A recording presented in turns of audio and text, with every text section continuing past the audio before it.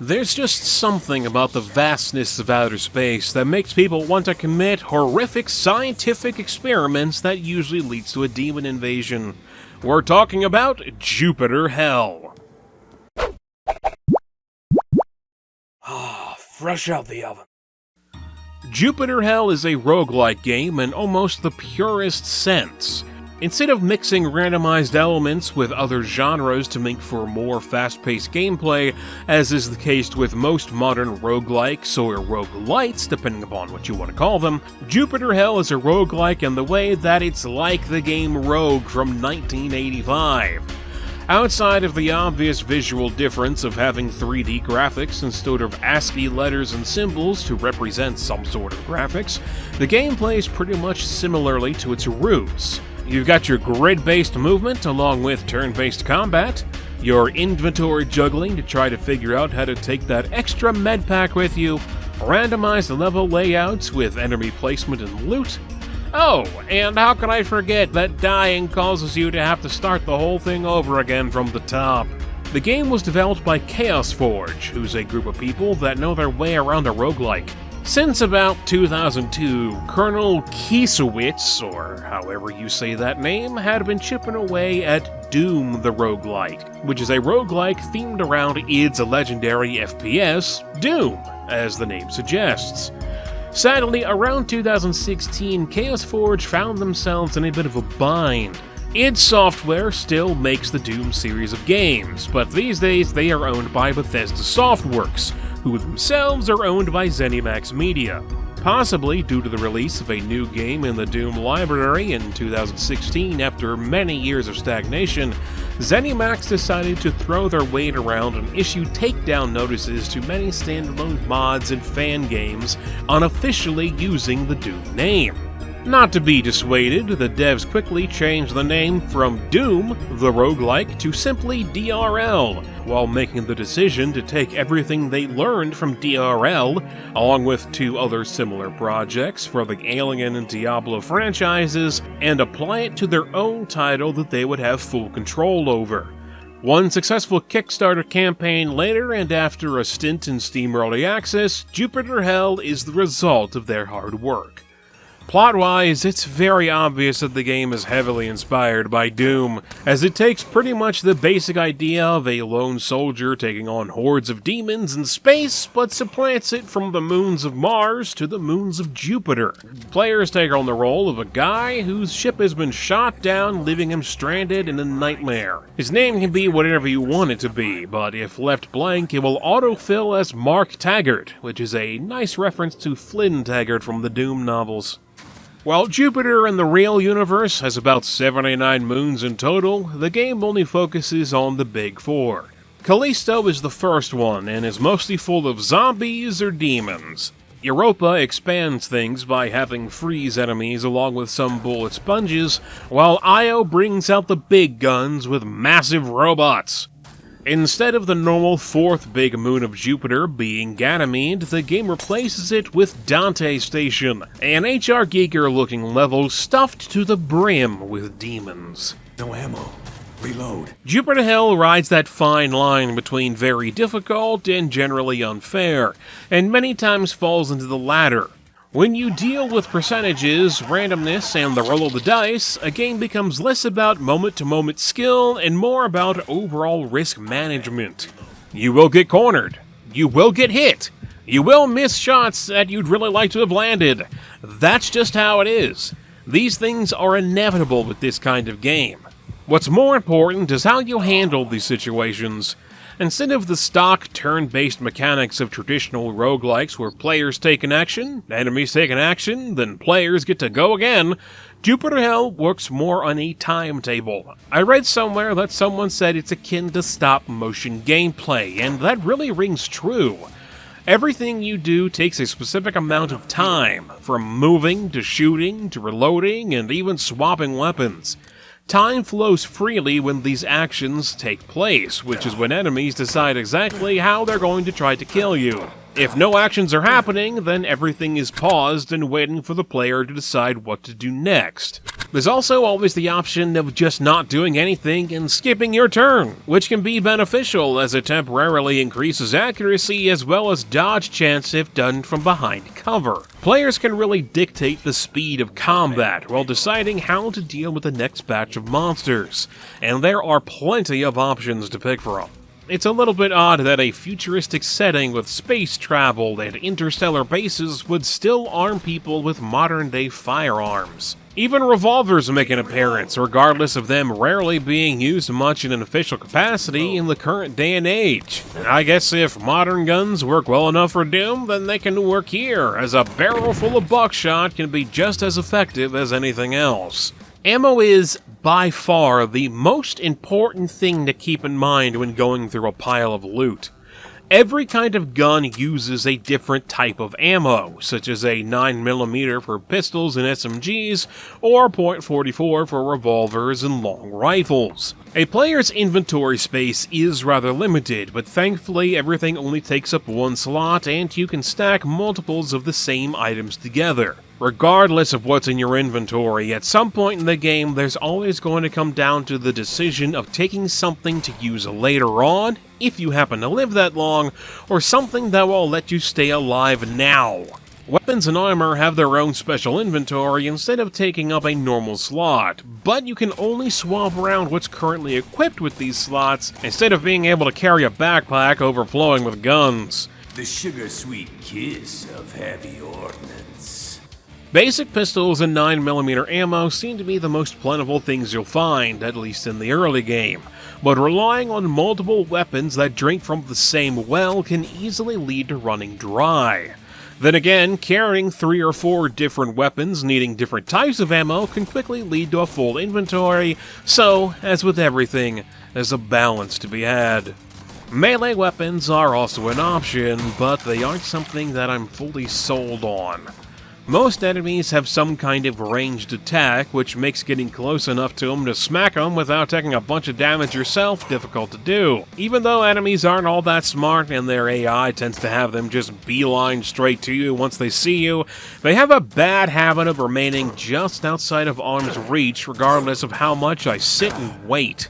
Due to all of that, I almost always found it advantageous to take pot shots from a distance. When targeting an enemy, all of its information becomes available in the upper right-hand corner of the screen, which includes the percentage chance you have to hit something with the current weapon you're using. Weapons also have ideal ranges of where they'll be the most effective. Long rifles lose accuracy the closer something is to you, while chain guns or grenade launchers tend to work best at mid-range. You would think melee weapons would be the obvious choice for any kind of close-quarters combat, but shotguns really shine here instead. They can easily take out multiple enemies and sometimes clear a small room with only a shot or two. Everything has its downsides, of course. Explosives have splash damage that can kill you about as easy as anything else, while revolvers and long rifles balance high damage per shot with reloading one bullet at a time. Most shotguns have to be reloaded after every shot as well, even if it shows having multiple rounds per reload. More than not, this just means that you'll fire that many times at the same time. Melee weapons, of course, don't need to be reloaded at all, but even with building a character around using them, I still wasn't able to make them work all that well for me. There are 3 main classes players can build their character as through a run through the game. Each class specializes in something different and have their own lists of traits that can be upgraded over time as well as unique abilities to use. Marines focus on health and shooting, being able to heal between floors. They can also activate an adrenaline ability which not only heals them slightly but also increases damage for a short time. I tended to have my most successful runs using this class, as you can quickly upgrade its max health along with dodge chance percentage in order to stay alive longer. Scouts, on the other hand, specialize in stealth. Their ability lets them become invisible to enemies for a short time, with traits that focus on accuracy and critical damage. Technicians, on the other hand, are a bit more complicated as they focus on the use of multi-tools. Their main ability is a smoke screen, and they start with a handful of multi-tools from the get-go. Multi-tools are used to repair armor as well as hack security consoles or use health and ammo at weapon stations. Even if you don't have any multi-tools on you, it's still almost always a good idea to check out a console, as that's where you can find messages that both fill in on background plot and inform players where they can find loot or just how to unlock different areas. All of this stuff can be upgraded through the trait system, with every class having 10 basic traits, 7 advanced traits that need a prerequisite to unlock, and 5 master traits that not only have prerequisites, but also the requirement of being at least level 6 to grab.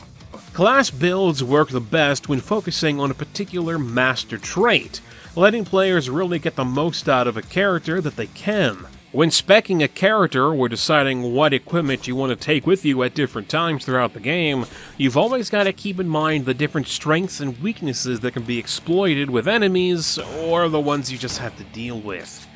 Monsters die to shotguns and explosives really well, but robots are resistant to both. On the other hand, robots can be stunned with an EMP grenade, while this doesn't do anything to normal monsters. Monsters can also have elemental abilities, such as poison, fire, and ice, but weapons can also have poison, fire, and ice stats themselves to counter it. Weapon stats and mods are always important to keep track of, and mods can be found, then applied to either weapons or armor to improve them even more. Not to mention the special equipment that can appear from time to time. All 4 of the main levels in the game have different side paths players can decide to go through in order to find some really nice stuff, like powerful weapons with limited ammo that can't be reloaded, or even specifically named items that can level up their abilities over time. At one point, I was able to find a helmet that at first disabled any robots I came across, then, after leveling it up, made them automatically friendly to me. I also managed to find a suit of armor that had infinite durability and couldn't break, along with a pistol called Hate. And there's just something weird about saying that your hate leveled up. With all of the randomness and possibilities of stuff to come across in a run of Jupiter Hell, there are a couple of strategies and tactics to keep in the back of your mind that can give you the upper hand. Vending machines have a very low chance of dropping some kind of health pack when hit for the first time, so it's always worth giving them a smack on the way past. Each level has their own unique boss that can be exploited. For instance, the first boss is a robot called the Callsec Warden, which you can use EMP grenades on to stun and get off some cheap shots. Whereas the second boss, the Cryomancer, is weak to fire, making weapons that do fire damage, as well as napalm grenades always good to have around. Sadly, the rest of the game doesn't fare quite as well as its mechanics. Visual design is rather repetitive throughout, as a heck of a lot of the game takes place in similar-looking rooms and corridors. Every now and then there's a bit of variety with an outdoors area, but things still can get repetitive rather quickly, especially with how easy it can be to die and play the same areas over and over and over again. The game's first area is by far the one that you will see the most, and it's pretty uninteresting as a whole. Being fully in 3D as opposed to 2D doesn't help a whole lot either, as the game's graphics are overall pretty basic. Animations are also something that can quickly become a problem, as it's fairly obvious the game figures out what happens when an action takes place before that action actually happens. This can cause enemies to die before the animation of shooting them even plays, or bullets that don't always go where they should, and enemies taking damage from a shot that looks like it would be a wide miss. The game's difficulty can also be a bit of a problem, as the looming threat of having to fully restart harms any kind of experimentation. I mostly found myself sticking to the same builds and playstyles time and time again, as it can be far too easy to get stuck in an unwinnable situation. There are multiple difficulties to pick from, but even the lowest one is still a heck of a challenge.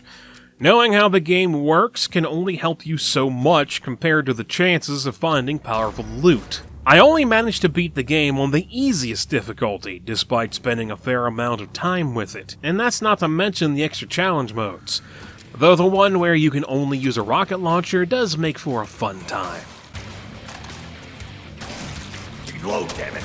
Overall, Jupiter Hell is a traditional roguelike through and through. It's got a lot of options to uncover, but a brutally high difficulty curve that can quickly make playing the game disheartening and repetitive. It's the kind of game that is made for a specific group of people. If you happen to be in that group and don't mind games that rely on randomness and percentages as much as a traditional roguelike does, then Jupiter Hell is definitely a title worth looking into. Otherwise, you may just want to give this one a pass, even if its metal soundtrack is pretty freaking good. That's all for now. Thanks for watching. Please let me know what you think of the game or this video in the comments section. I'm MegapieMan, and I'll talk to you guys later.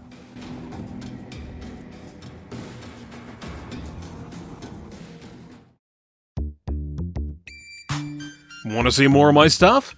Click on the video on the left for Chicken Police, a noir detective game where you play as a chicken. Or click on the right for Nightmare Reaper, a randomly generated FPS about killing your inner demons.